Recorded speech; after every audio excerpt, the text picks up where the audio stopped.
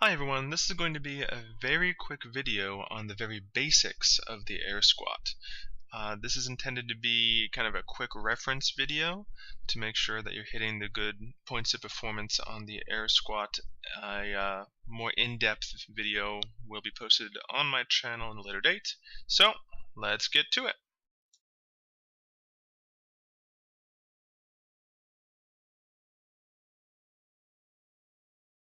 First, we're going to talk about midline stability. That means keeping your core completely straight.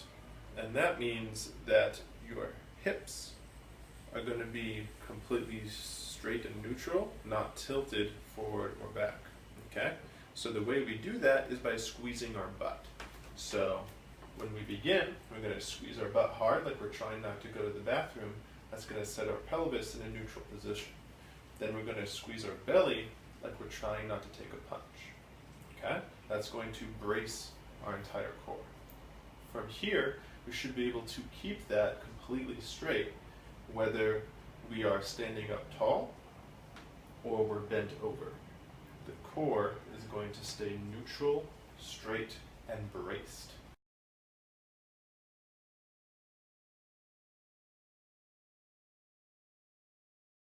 We're going to talk about torque in the lower body. So we're going to start out by pointing our toes forward. Then, while keeping our toes pointing forward, we're going to push our knees out to the side. We're going to twist our knees out to the side.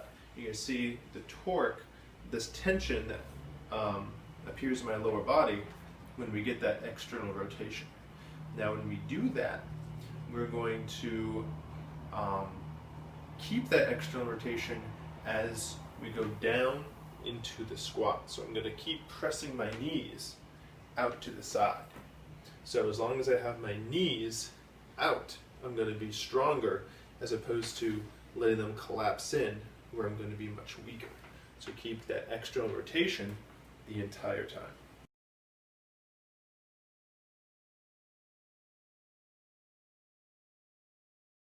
So once we have midline stability and that external rotation, we can talk about how to actually perform the squat.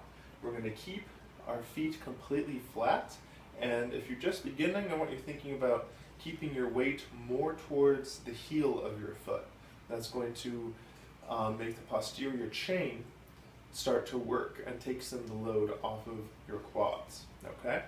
Now, once we are ready to squat, we're going to bend our hips and our knees at the same time. Your hips are going to go just slightly back as I keep that good external rotation, and then I'm going to simply bend my knees by pushing them out to the side, push out to the side, push out to the side, until I'm all the way down. From here, I'm going to drive off my heels, keeping those knees pushed out to the side, squeeze my butt hard at the top, and then I'm done. If you can't quite hit the positions, then you can do some mobility to help you. First, it's going to be the Sansom stretch. This is a great stretch to do if you do a lot of sitting because you can have really tight hip flexors. So as you can see, you put something soft underneath your knee, go out into a lunge with the other foot, and keep really good posture. Hold this for about 30 seconds. Next is going to be the hip opener. Again, put something soft underneath your knee, go out into a lunge, grab your foot, and use your elbow to push your knee out in circles. Get both directions, and you're good. The pigeon pose from yoga is another great hip mobilization. As you can see, you just put your shin flat down on the ground, try and make it at a right angle from your body, and your other leg is going to be straight. You can go arms on the ground, or grab your ankle and your knee. After that, point your belly button towards your foot and your knee and alternate until you feel like you're no longer making a change. Obviously, then switch sides.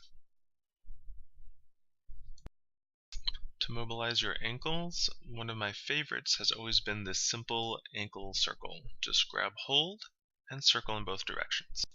The last mobilization I'm going to show on this video is going to be the Achilles stretch. Go into a almost downward dog sort of pose.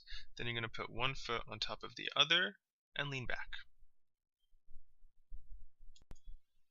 If the full exercise is not possible yet, then we can always scale it. The easiest and best scaling that I've seen most effective is to just squat to a box or a chair, and as you get comfortable with that, start squatting to a lower box or chair.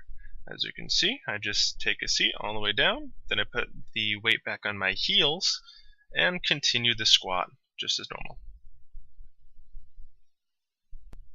There are a lot of things that can go wrong with the squat. Here are a few of the most common ones.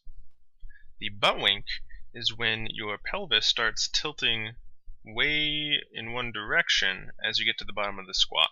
Just review midline stability and make sure that you're not sacrificing your form for depth. Always keep good form. Having your weight too far forward, or rolling on your toes, or initiating with your knees will all disengage the posterior chain and really overload your knees and quads. So keep that weight back. Having laggy shoulders will put a lot of tension on your lower back. So you want to make sure that your shoulders and your hips move up at the same time. Don't let your shoulders lag behind your hips. This has been a very quick overview of the basics of the air squat. A lot more can be said on all accounts, but as I said in the beginning of this video, it's just a quick overview. It's kind of like a quick reference guide if you need a refresher on some of the more important points of performance. A more in-depth video should be on my channel sometime in the future. If you have any questions, don't hesitate to ask.